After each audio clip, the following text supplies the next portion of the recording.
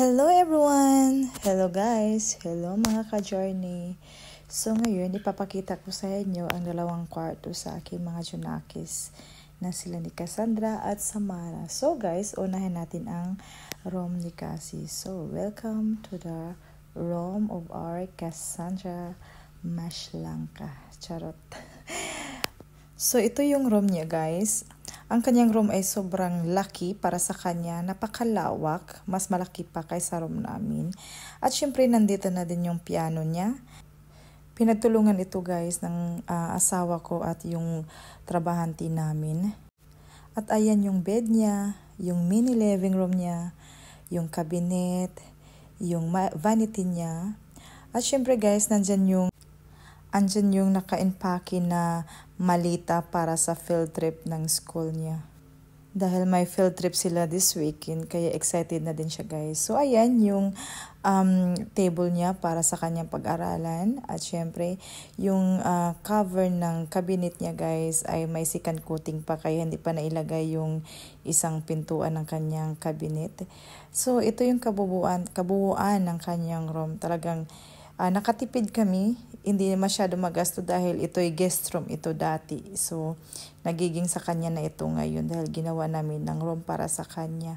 So, konting gastos na lang talaga ito dahil buo na talaga ito. Na-renovate na din ito nung paglipat namin dito sa bahay na ito.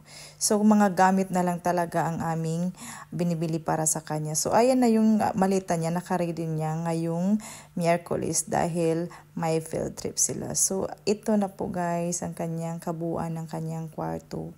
Napakaganda at maaliwalas, malaki at nandyan na din yung piano niya. So, kompleto na po yung sa room niya. So, mag-enjoy na lang siya with friends kung mag-invite man siya ng friends or pag mag-overnight man, may mag-overnight man dyan sa kanyang kwarto. So, mag-enjoy na lang sila. So, ngayon, dito naman tayo sa room ni Samara. So, itong room ni Samara is talagang napakamalaking gastos dahil binago namin lahat mula sa pintura to tiles. Sa tiles pa lang ang mahal dahil napaka-good quality ang binili ng asawa ko. At syempre, yung workers nito na 4 days nagtatrabaho sa kwarto na ito.